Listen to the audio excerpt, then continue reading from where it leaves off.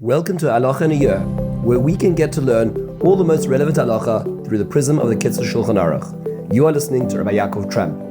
This year is kindly sponsored by the Moshe Group and CA in zechus of Biלה bas נחמה שיפרה and in honor of Rabbi Trump.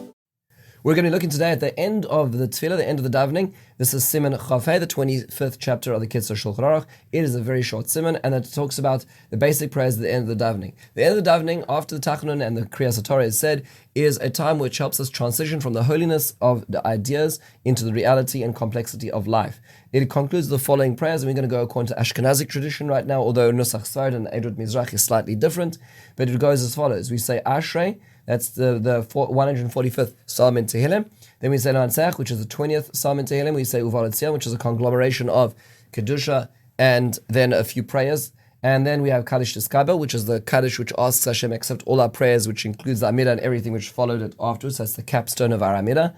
Then we say Aleinu, which is a 2-paragraph special prayer. It's not Psukim, it's actually, there's Psukim included, but it's really a special prayer. Then we have a special, what's called Kaddish Yasam, those are in morning say a Kaddish. Then Shir Shil Yom, the Psalm of the day, which differs every single day of the week. And then Kaddish Yasam, once again, another Kaddish as well. If there's any extra additionals, so if it's Baruch Yinafshan and Rosh Chodesh, or if it's LeDavid Hashem Ori and Elul and a bunch of Tishrei, or if it's in the base Avel, Lamesach, Livnei Korach Mizmor, Tehillim 49, those are all added in afterwards as well. But let's look at the average day as well. So unpack them one at a time. Why do we have to keep saying Ashrei? It's like we said it already in the davening before. So the Gemara in Brachos and Daf Adalad Aleph tells us, in the Rabbi Lazar quotes the name of Rabbi Avina, that a person who says Atila David, which is the 145th Psalm in Tehillim, 3 times a day is promised the world to come. And the Gemara says, why is that? Why is that? If it's because it has the acrostic of the Aleph base, there is Tehillim Kuf Yotes, which has the acrostic 8 times around.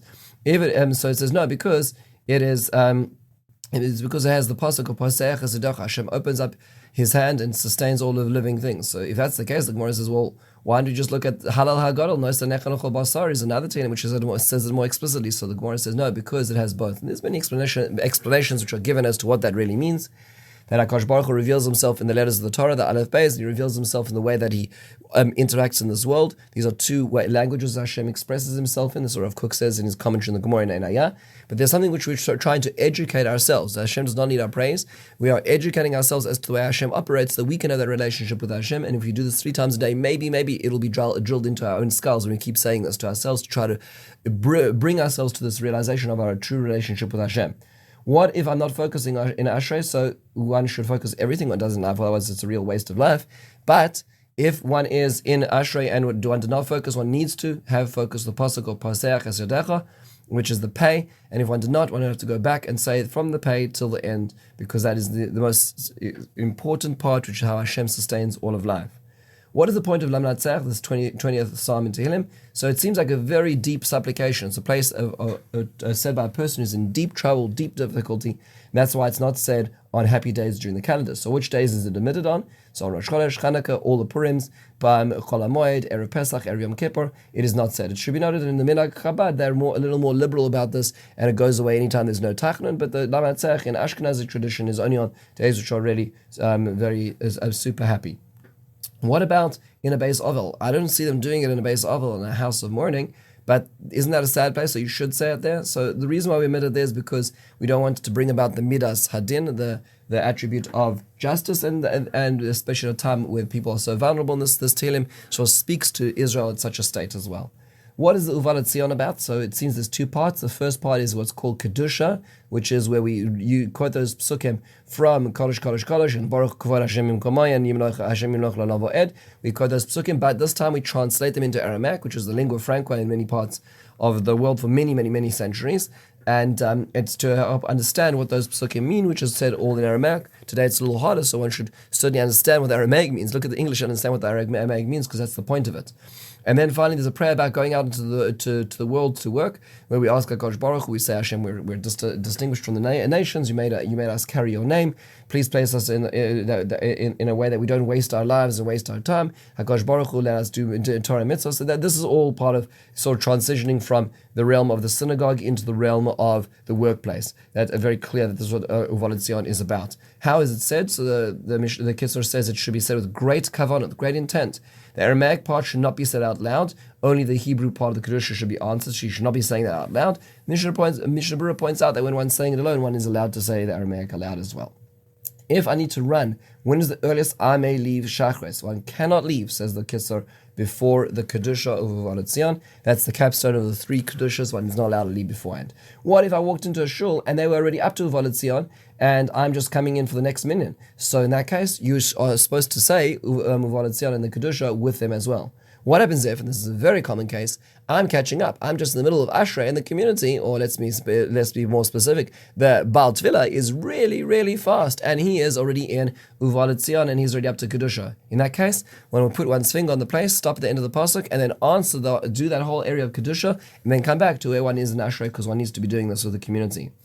Why is Aleinu such an important prayer? Why is the capstone of both Mincha, Ma'ariv, and Shachris, it even appears after Bris and after Kiddush Levana? Why is it so important? The tradition has it that Yoshua ben Nun composed this when he first went into the land of Israel. If you look at these 2 paragraphs, the first paragraph is very much particularistic. We are the nation of Israel, we are special. HaKadosh Baruch Hu, you gave us a special mission. The second paragraph is about the universalistic mission of making the world a better place, and we're sort of holding both of those ideas in our hands as we walk out into the world with the dual realization of the uniqueness of Israel, at the same time their mission to the rest of the world as well. It needs to be said with fear and awe, and the Mishnah Berurah brings the idea that angels come to listen to when it's being said, so it should reflect being said in such a manner as well. What is this business with Shir Shel Yom, the prayer, this psalm which we say every day? So when the Korbanos were brought in the Beis Hamikdash, there would be what's called a Ma'amad. There would be a delegation of Levium and Yisraelim would stand by the Korban, and they would say and sing certain prayers. And every day there would be a different Shir Shel Yom, and that's what we're doing. So on the one hand, we're commemorating a practice which was done in the times of the Beis Hamikdash, hoping for a time where the Beis Hamikdash will be returned.